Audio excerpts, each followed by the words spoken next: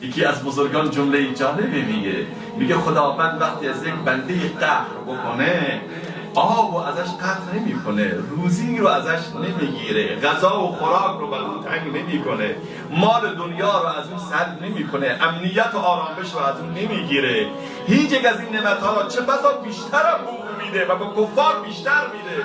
الله وقتی از یک انسانی ناراحت باشه سجده برای خودش رو از اون سلب میکنه، زور میزنه که سجده بکنه اما نمیتونه. یک سال میگذره، رمضان میاد، 2 سجده خالصانه نمیتونه بکنه.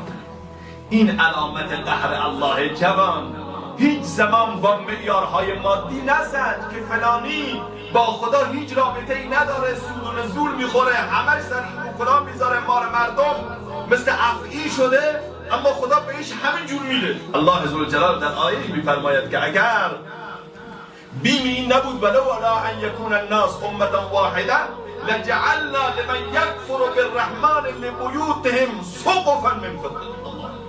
اگر بیم این نبود که همه مردم کافر بشن من خونه های کفار سقف خونه هاش رو از طلا میپوشیدم.